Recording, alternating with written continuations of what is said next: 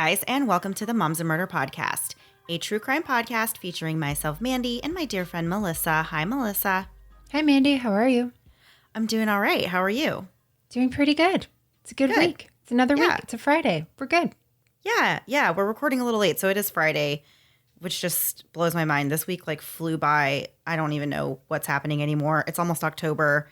The year's almost over. It's almost the new year. Happy 2020. Yeah. That accelerated much faster than I anticipated. That was quite a ride you just took me on. Thank you so much. So we're going to jump right into the story this week. There's a lot of information on this case, so this may be a little bit longer of an episode, so we are not going to waste any time getting started on it. The crime actually took place in a really, really small town in Georgia, but another main location that is in this story is Tallahassee, Florida. So, Melissa, I know you were probably just overjoyed that you got to Google Tallahassee for us, and I'm really excited to hear what you have come up with. No pressure. To be fair, I have Googled Tallahassee before, so you might be learning some of the same facts. Hopefully not, but I think if so, I'm telling it in a different way, I'm sure. So, first of all, Tallahassee is the capital of Florida and has a population of just over 190,000 residents as of the 2017 census. Tallahassee is actually located about 2 hours south of Tifton, Georgia, where this week's episode primarily takes place, and it's just below the Florida-Georgia line, not the band. I can't emphasize enough how much I hate that band, Florida-Georgia line, is something we've talked about my entire life, and now those people have ruined the entire area for me. You don't like them? I don't like them at all. I think they are tryhards. I'm so sorry because they're very popular, so this is not going to work out well for me. I don't like them. I don't need them. I mean, they're wonderful. I'm sure they're good people. Oh, God, please let me get out of there. Let me get out of this. Okay, let's move on. Tallahassee was awarded with the Best in America for Parks and Recreation in 2006, a prize that I'm sure Leslie Knope would even be behind. The Tallahassee Police Department is actually the third oldest police department in the nation, and the first two were actually Philadelphia and Boston. I found that super interesting because Tallahassee, really? Philadelphia, Boston? What was New York busy doing? I don't understand how Tallahassee got it together so quickly. That just does not seem on par for the town.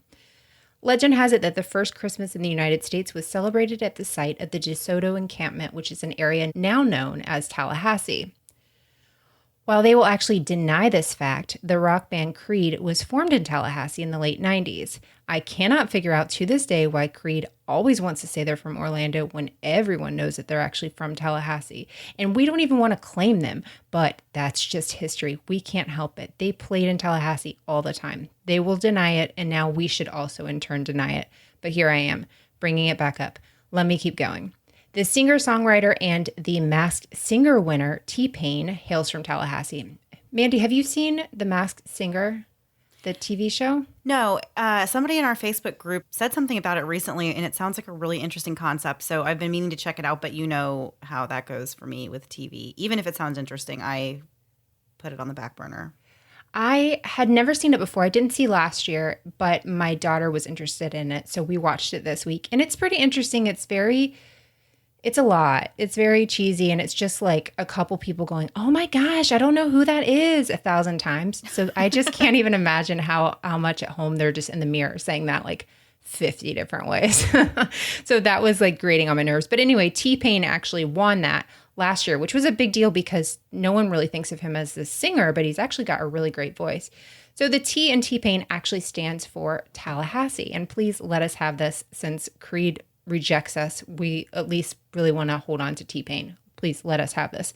And lastly, a lesser known but incredibly important figure from history hails from Tallahassee. She stands high above the rest. She loves Parks and Rec and even the band The Police. Christmas is her favorite holiday, and her creed is to never be a T-Pain to others. Any idea who that is, Mandy? Nope, nobody comes to mind. Do you know how hard it was to put all those together? And they make no sense whatsoever. But I was like, at least the T-Pain might make sense at the end. Okay, that's all I've got. Oh my gosh, let's move on. This story is crazy. Let's get right into it. All right. In an idyllic little town called Tifton, Georgia, which is about an hour north of the Florida state line, as Melissa said in Google this city, lived the prosperous and relatively newly formed Evans family. Roy Herman Evans was a typical Southern gentleman in his 40s and had really already been through some of life's major events, such as settling down and starting a family. He sometimes came across as a tough guy, but on the inside, he was very kind and caring. But still, this did not stop his first marriage from coming to an end, leaving him alone and looking for love for the second time. And that's when he met and fell in love with a woman named Ruby. Ruby was in a similar situation, and she had an adult son from a previous relationship. Herman quickly fell in love with Ruby, and the two were married. As a wedding gift to his new bride, Herman purchased a flower shop in Tifton, which he actually gave to Ruby to manage. What? How are we giving people stores when you get married? Getting married is expensive already. How do you know she likes a flower store? I don't always know. thought the gift that you give to each other was yourselves when you get married. Well, I think apparently they thought you could do better. They're like, we're going to one-up each other. Yeah, it's an interesting idea, but I've heard of that in other things too. Oh, you know what I'm thinking? Push presents for having babies. That you deserve. I never got one, but I deserved it. Yeah, I did one time, not the second time. Oh, dang. So you didn't do that good the first time, so you didn't get one the second time. So this flower shop was truly a family affair with the whole Evans family coming in and helping out wherever they could. But it was really Ruby that was the star of the show, and she kind of ran the whole thing. She just had this natural knack for putting together these beautiful floral arrangements, and the customers really flocked to her for her charming personality. The business blossomed and became extremely well known around town. So it was one of those situations where if you needed to get flowers and you needed professional ones, you went and got them from Ruby's flower shop. It was very well known. Everybody knew of Ruby, and they just knew of her flower shop. Ruby's son, Theo, was also often at the flower shop helping his mom to run things. He was a hard worker that had no problem waking up and getting his day started with a lot of enthusiasm, really. Unfortunately for Theo, his dedication and stability when it came to work really did not translate into his personal life. He had been in trouble with the law on numerous occasions dating back to 1998. He was arrested several times on charges of burglary, grand theft, and drug possession. In the summer of 98, he was found in possession of a controlled substance, and a few years later in 2001, he was picked up again and found to be in possession of LSD. Although Ruby viewed Theo as the golden child who could do no wrong in her eyes, he actually had a long history of struggling with addiction, and Ruby generally turned the other cheek when it came to her son's troubles. Along with his rocky relationship with drugs, Theo also had a rocky relationship with women. Ruby would always tell him not to settle for anything less than he deserved, which in her eyes was actually the world, and she would often tell him that there was no woman good enough for her perfect son. That is until Sunday Blomberg came along. Sunday was a native Floridian born in Tallahassee on January 25th, 1982. She was absolutely gorgeous with her tan skin and her huge smile, and she really turned heads everywhere she went and had this radiating energy about her that made people really want to get to know her. Sunday came from a large family and had 9 siblings. Her family said that she stood out at home just as much as she did out in the world. She performed well in school and even received the Merit Award in high school. She was very free-spirited, much like the rest of her family, from what I gathered, and she worked in a quaint little store called Crystal Connection. Melissa, I don't know if you had ever heard of it before this. I know the shop is closed now, but I didn't know if you had even heard of it or maybe been there. Me having been to a crystal shop, does any of that make sense at all? Think of the words you're saying right now. No, I'm not familiar with it. I know the area that it was in. It's like near Thomasville Road off of like a main road, Monroe Street. So that's like where all the shops and stuff are in Tallahassee. And so I know the area, but no, I'd never been there. So the best way that I could describe this store is that it seems kind of like a hippie shop, and they sold like all kinds of different things from books to jewelry to clothing items. They sold tarot cards, candles, and stones, and of course crystals. And then the store itself had a very spiritual feel about it when you went into it. It was totally green, and it didn't even they didn't hand out paper receipts or do plastic bags or anything like that. They just kept record of all their transactions in a computer, which is pretty cool. So I really don't have anything to base this on, but I think that Sunday probably felt right at home working there. She worked there for several years. Her parents seem like they may have been kind of new age types just based on the names that they gave their children, which I thought they were interesting. I love interesting names and different names. I feel like you hear a lot of the same names all the time. So when I saw Sunday's siblings' names, I was like, oh, wow, these are really unique and different. There was Rain was one of her brothers who was named after their dad. There was Chad, Free, Solaris, Christine, Sunshine, Summer, Promise, and Serenity. So Sunday and her siblings really did not grow up in the lap of luxury. Her father, Rain, was a cabinet maker, and her mother stayed home raising all of the children, 7 of which she had by the time she was 26 years old. I could feel my ovaries just shrivel up whenever you read that. Yeah. That's so much. The family was really all about closeness and being there for each other, but unfortunately, by the time Sunday was a young adult, she had some secrets of her own. Just like Ruby's son Theo, Sunday also struggled with drug addiction. At some point, she had moved to Lake Jackson, Texas for a period of time, and while living there, she was arrested twice. The first time was in 2006, and she was arrested on drug-related charges, and the second time was in 2009 when she was caught driving while intoxicated. She also had other charges for driving with suspended plates and failure to appear in 2008. So Sunday returned back from Texas to Tallahassee, and it was shortly thereafter that she met Theo. They were absolutely crazy about one another, and Theo's mom, Ruby, even approved of their budding romance. A few years later, the happy couple decided to tie the knot, and not long after that, they welcomed a baby girl who they named Isabella. The entire family was overjoyed, but no one more than Grandma Ruby. Ruby and Herman absolutely doted on and adored their granddaughter and spoiled the child every chance they got, which was actually pretty often since they were lucky enough just to live right down the street from Theo and Sunday.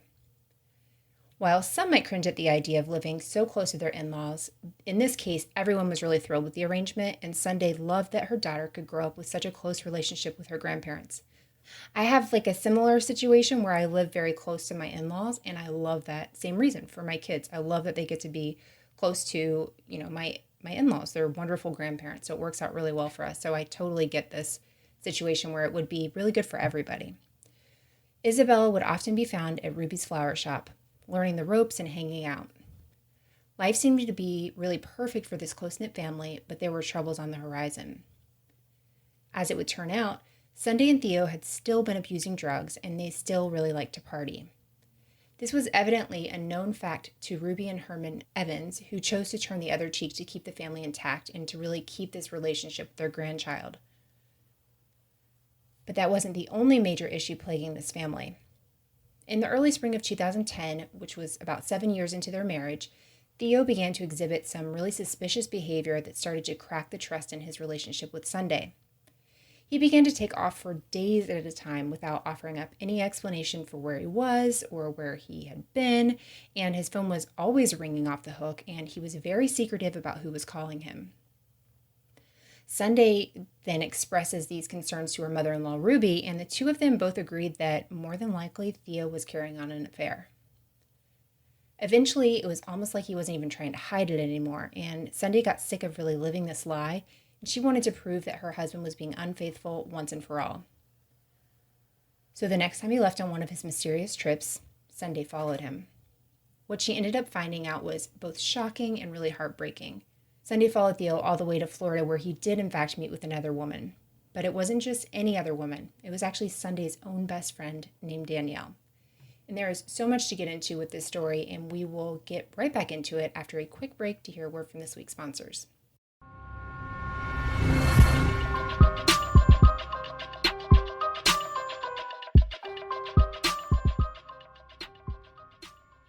I have to tell you guys about an amazing new service I've found called FrameBridge. They make it super easy and affordable to frame your favorite things, from art prints and posters to the travel photos sitting on your phone. Here's how it works. Just go to framebridge.com and upload your photo. Or they'll send you packaging to safely mail in your physical pieces. You can preview your item online in any frame style. Choose your favorite or get free recommendations from their talented designers. The expert team at FrameBridge will custom frame your item and deliver your finished piece directly to your door, ready to hang. Instead of the $100 you'd pay at a framing store, their prices start at $39 and all shipping is free. Plus, our listeners will get 15% off their first order at framebridge.com when they use our code MOMS. When you think of having something framed, the first thing that comes to mind is probably a special photo or document like a diploma. But did you know that you can frame almost anything with FrameBridge? Browsing their website has given me more ideas for framing than I even have wall space for at my house. From things like old passports and airline boarding passes from a special trip, to sentimental pieces of jewelry, and even old cassette tapes.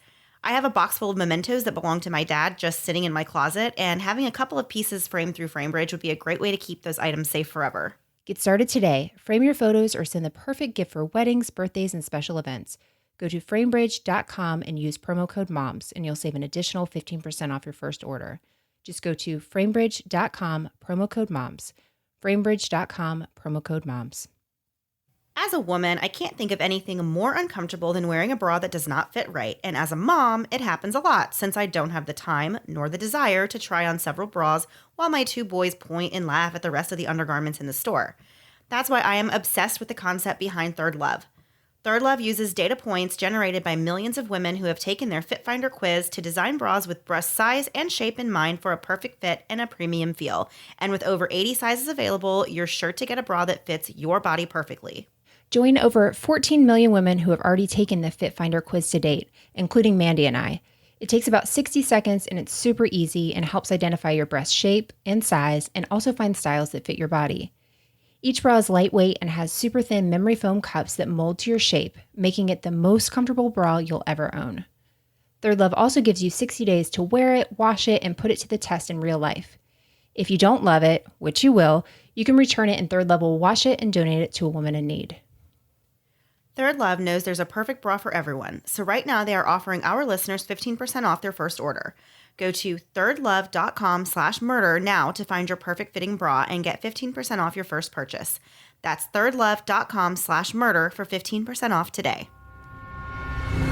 And now back to the episode.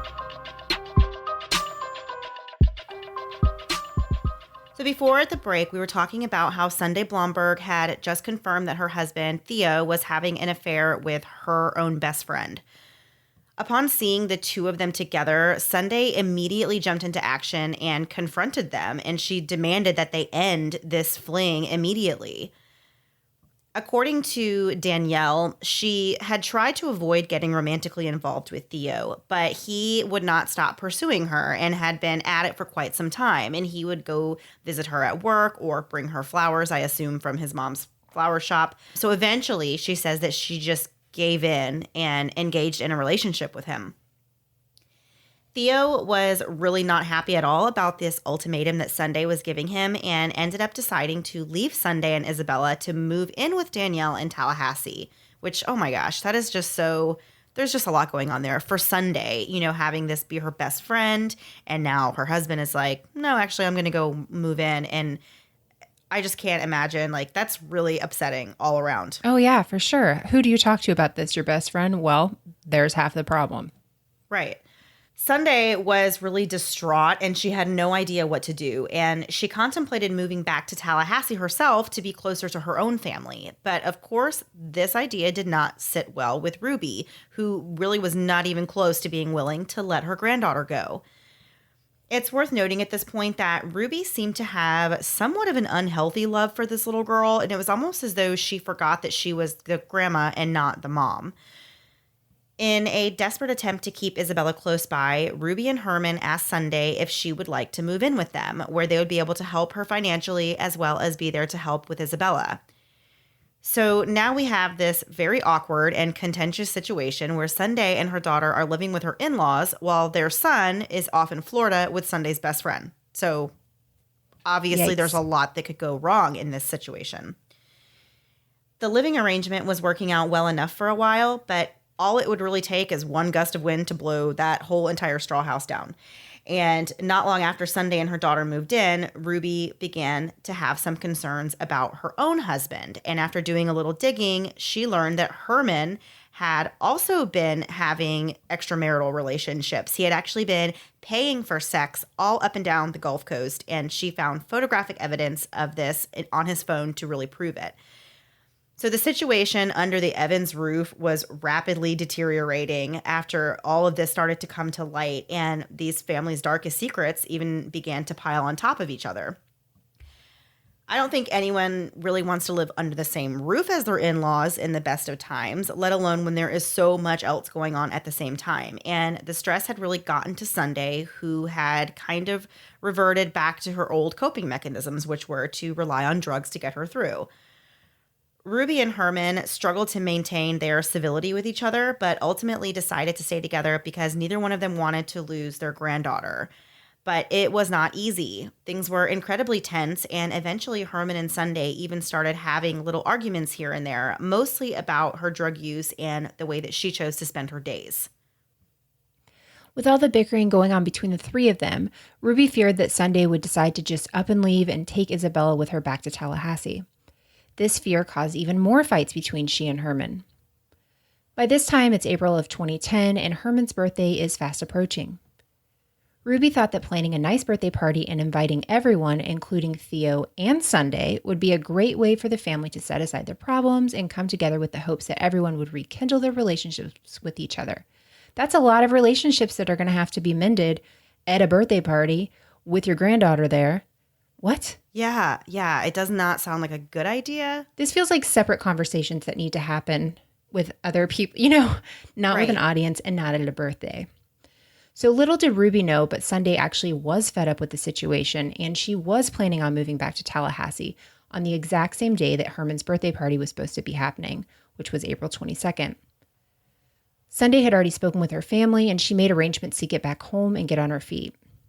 She had worked out a deal with her dad so that she could buy a car for herself, and she had spoken with her sister Sunshine, who was planning on driving to Tifton to pick her and Isabella up to take them back to Florida that day. Although Sunday had been planning to leave, it was everyone's understanding that she and Isabella would still be at Herman's birthday party, but something went terribly awry that afternoon. In the weeks leading up to this particular day, Ruby had grown very irritated with Sunday. Due largely in part to her drug use, Ruby felt that Sunday was an unfit mother who should not have custody of a child, and she opined on more than one occasion that Isabella would be better off without Sunday in her life.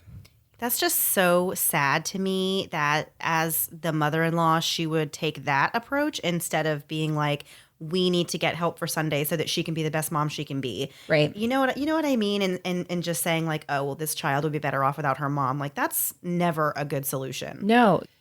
So little did Sunday know, though, but Ruby had actually grown to have strong feelings of hatred towards her, and she had begun suggesting to Herman for weeks leading up to this that he should do something to, quote unquote, get rid of Sunday. But it wasn't just a mere suggestion. She was actually pressuring Herman to murder the mother of her grandchild, and even provoking him by telling him that, if he really loved her and Isabella, he would definitely do it. This wasn't the first time or the first person that Ruby had approached with her murderous desires. About a month prior, Ruby had actually tried to recruit her son Theo to kill the mother of his child. In that instant, she had contemplated how much cocaine it would take for Sunday to die of a drug overdose, and she basically asked Theo how much he thought he would take. He told Ruby that if she gave him $60, he would go and buy enough cocaine for it to be a fatal dose. However, the plan was botched when Theo decided to actually do the cocaine with Sunday instead of using it to kill her. Ruby was angry that Theo didn't follow through with the plan, but Theo told her that he did not want any part of it, but he didn't bother to tell the police that, hey, my mother's actively trying to kill the mother of my child. So he just kind of, I don't know, I guess he just accepted what she had said he's not going to be a part of it, but didn't bother to say, but also don't kill her, and tell the police, my mother actively wants to kill this lady. But Ruby wouldn't let it go and continued to harass her husband about it. All the while, Sunday is still living under her roof and completely unsuspecting of the fact that her mother-in-law wants her dead and has already made an attempt to make that happen. Terrifying. Yeah. Then on April 22nd, 2010, which was Herman's birthday and the day of his party, things took a sinister turn. Herman had been out of town for work, but he returned home at around noon that day. Isabella was at school and Ruby was at the flower shop when Herman arrived at his house. According to court testimony, when Herman actually walks in, he finds Sunday on the couch injecting herself with cocaine. At this point, tensions were very high within this family, and an argument began between Herman and Sunday. Things were heated, and Herman decided that, enough is enough, and he thought that maybe if he did what Ruby had been asking to do for weeks, things would somehow get better. The argument ended with Herman taking out his .22 caliber pistol and shooting Sunday in the back of her head while she was still sitting on the couch. Once he shot her, he dragged her body into the bedroom and left it there while he figured out what he had to do. He needed help and he decided to go to the flower shop to tell Ruby what had happened. So when he reaches the flower shop, he says to Ruby, "Would you be able to handle it if I were to kill Sunday?" And Ruby says, "Yes." And so at this point, he tells her, "Hey, I've already killed her, and Sunday's dead in our house at this very moment." And I wish I could say that the worst part of the story was over, but there really are even more horrifying details of this crime that we are going to get into after one last break for a word from this week's sponsors.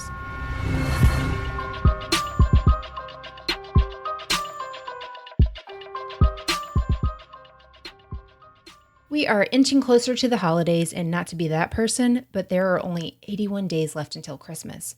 And you know what that means. Everyone and their mother will be at the post office sending out gifts and cards to their family and friends. But here's the thing.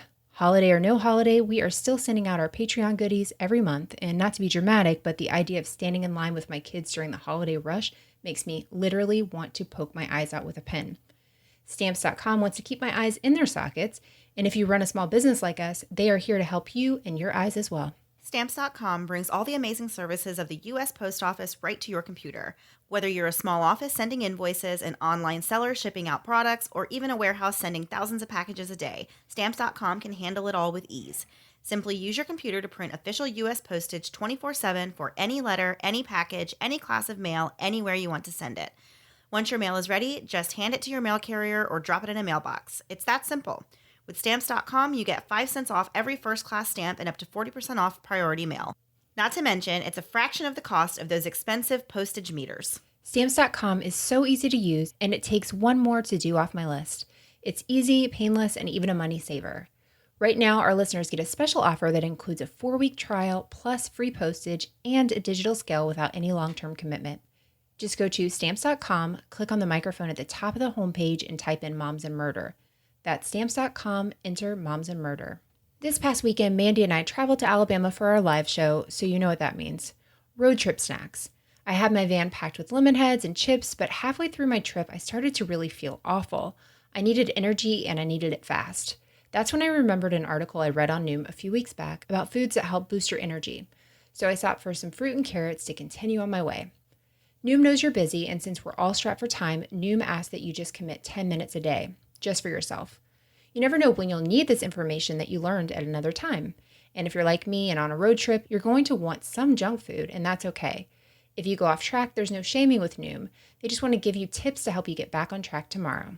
Planning meals at home is a great way to stay on track with Noom. But what happens when you're out of town, running around and have no access to your own kitchen and regular meals? Since Noom is a habit-changing solution that helps users learn to develop a new relationship with food through their personalized courses, when I'm staring at a menu, I can use the knowledge I've learned and make a healthy choice, which is something I am always working on, even when I'm not in my normal element. And another thing I love is that Noom teaches me about living a healthy lifestyle, not just giving me shortcuts that may work temporarily, but in the long run, I know will not work.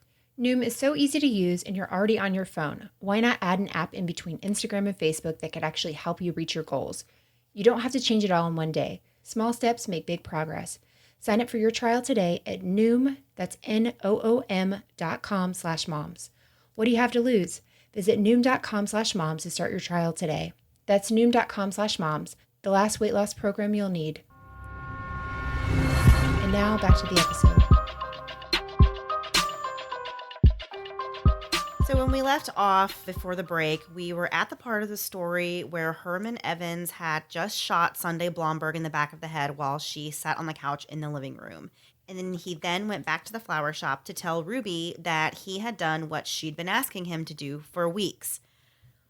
When Ruby found out that her husband had done this, she closed up the flower shop and the two of them went back to their house to figure out what to do and start their cover-up.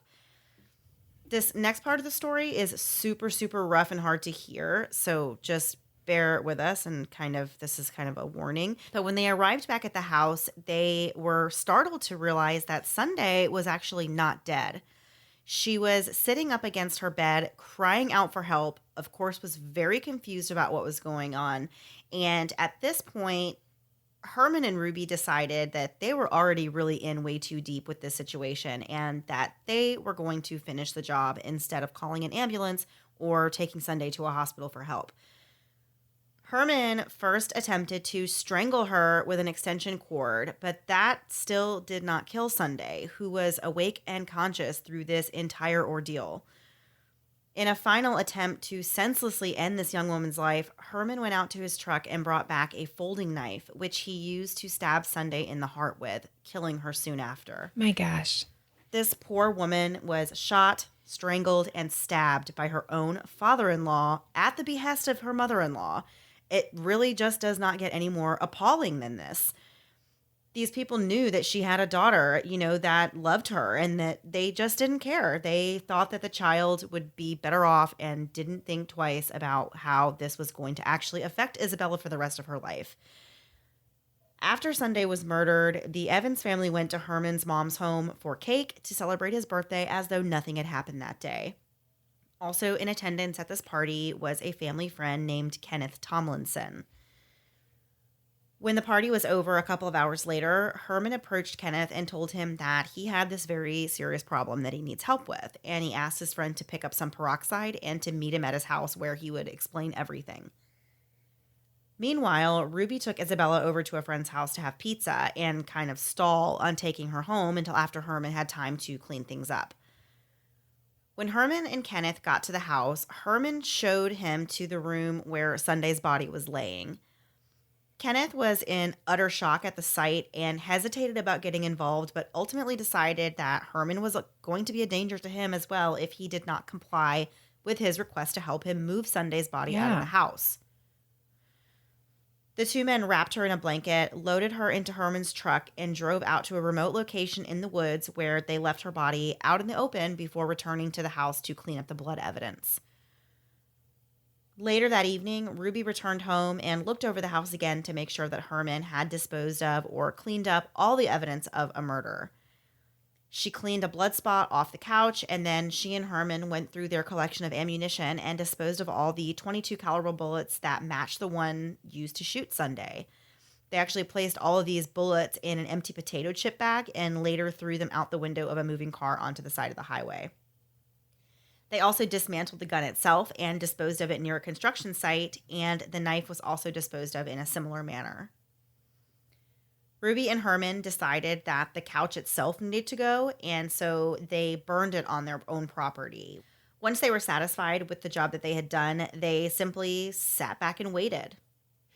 Finally, 2 days later, Ruby calls the police to report that Sunday's missing and claim that nobody's seen or heard from her and that she had really just abandoned her daughter. She even offered up this possible scenario to police, saying that Sunday was an unpredictable drug addict and that she may have just taken off back to her home in Tallahassee.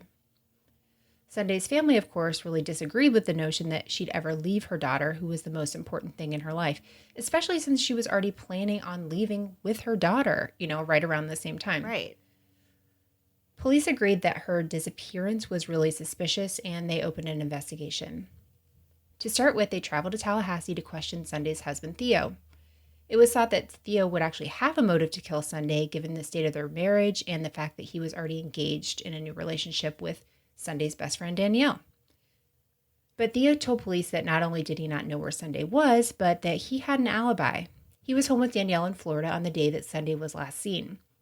Keep in mind at this point, though, that Theo does not know that his mom and stepdad have murdered Sunday. But of course, common sense would tell you, while the police are here and telling you that this woman is missing, your mom has tried to get you to kill this woman, that you would say, P.S., let me tell you a little story of something that happened a few weeks ago. But he says nothing. Yeah. He says absolutely nothing. While in Tallahassee, police located several people from Sunday's past and inquired about her whereabouts, but nobody had really seen or heard from her in years, and these really ended up being all dead ends. Detectives returned to Georgia, where they began to question neighbors that lived close to Herman and Ruby. One neighbor actually told the officers that she had seen something very strange the day that Sunday went missing, and that was that she saw that there was a couch that was being burned on the Evans property. At this point, it was time for them to conduct an official search of the Evans home. On first glance, though, nothing really seems out of the ordinary, but after a bit of looking around, police noticed that there was blood splatter on the living room ceiling as well as in the carpet, and there were actually two sections of carpet that had been cut out. DNA testing confirmed that this was, in fact, Sunday's blood. They knew at this point that she was attacked in her own home, but they still couldn't really figure out if she was dead or if she was missing. Meanwhile, search parties were out actively searching the local areas for any sign of Sunday, and these searches went on for weeks. I told Mandy about this. I remember when this was happening because I know people that knew Sunday because Tallahassee is really just like a big town. And I remember seeing the Facebook group. They started one in May of 2006, and they had over 4,600 people in this group. But I remember seeing friends posting about their missing friend Sunday. So with this Facebook group, they were actually able to crowdfund enough money to actually have an award for any information that led to finding Sunday. But then the police got the lead that they were looking for. Kenneth Tomlinson had finally come forward to confess what he knew, and he also offered to take the detectives straight to the spot where Sunday's body had been dropped off over a month prior. But he did not implicate anyone in this murder. He simply said, "Hey, I know where Sunday's body is. I'll bring you to it. That's all I'm giving you." At some point in mid-May, Theo visited his parents and his daughter.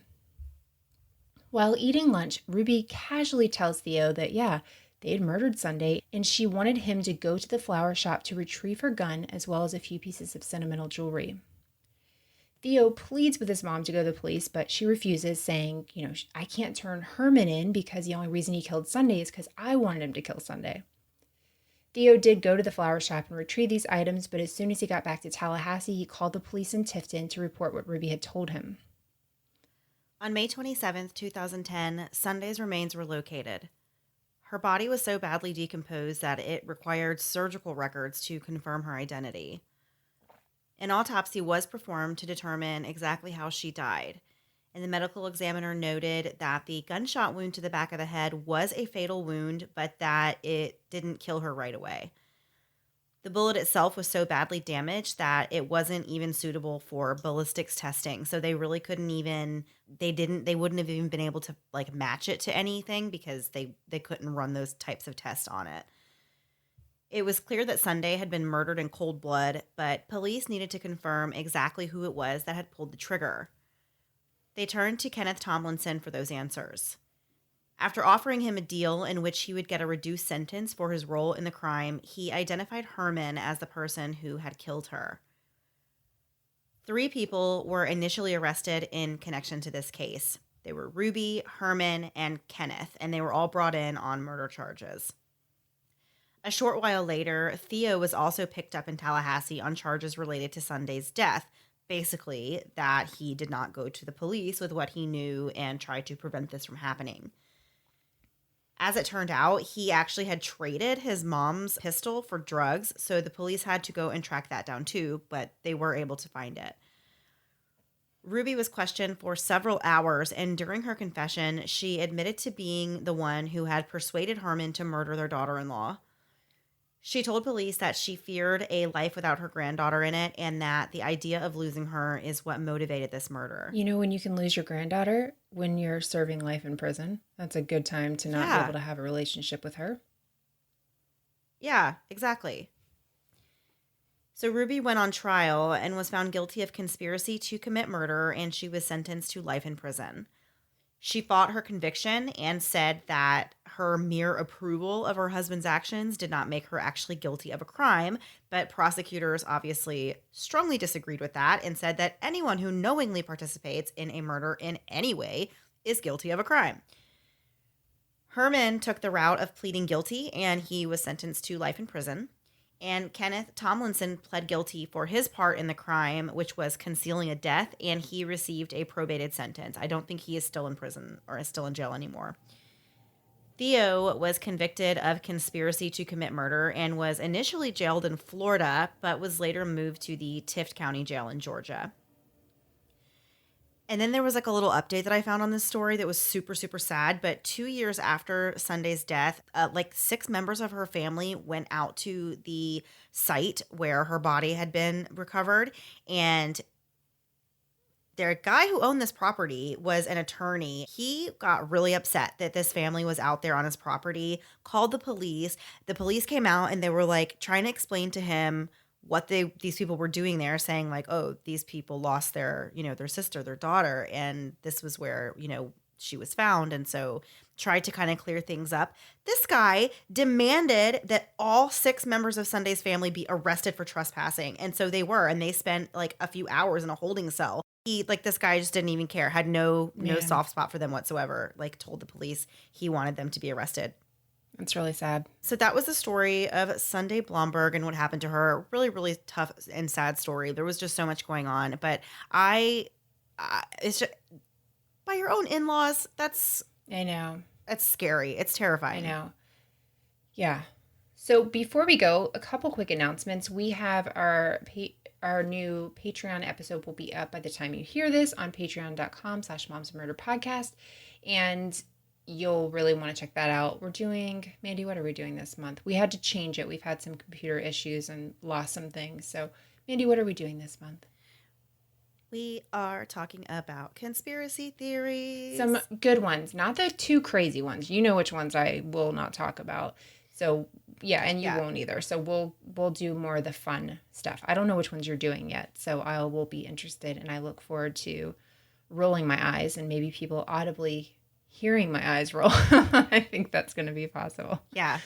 I have picked a few that I think are not quite as popular, but they're not like too far out there that you can't handle them. Thank you for thinking of me in my time of need.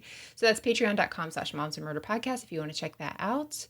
And also, if you guys want to check out the live show that we just did in Alabama, you can listen to that.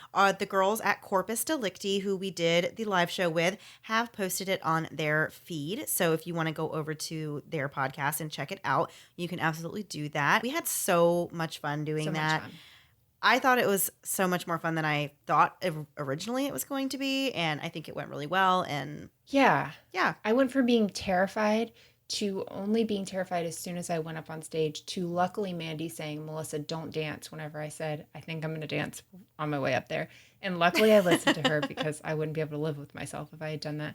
But it turned out really well. It ended up being really fun. We knew it'd be fun with them, but we've never done that. We had no idea how a live show would go. Like, there's live reactions. So if you say something that's not funny, no one's going to laugh. So that was a lot of pressure, but it was really great. And we got to meet so many great people. People came from like Nashville, different parts of Alabama. It was really so much fun. So much fun. Yeah, so go check that out if you want. It was a really crazy story, a really crazy case too. So yeah, go check that out. And I guess we are moving on to last thing before we go. It is the first of the month, so we are going to do our hero segment. Melissa, who do we have this month that is our hero? Oh my goodness. So I saw this email and I immediately cried my eyes out and wrote the lady immediately, because this is it's such a good email in general, but it's such a great story. So I think you guys will really like it. It's a little bit longer, so just bear with me as I try and read this. So here it goes. The hero of my life started out as a stranger, but saved my son's life. So go ahead and get your tissues, by the way, because you probably will cry. Sometimes I think about everything we went through and what she did and my stomach drops, but in a good way. My son was born on September 3rd, 2018, a beautiful, healthy boy, and after a very long, difficult pregnancy, my husband and I thought, yes, we made it. However, our joy was short-lived.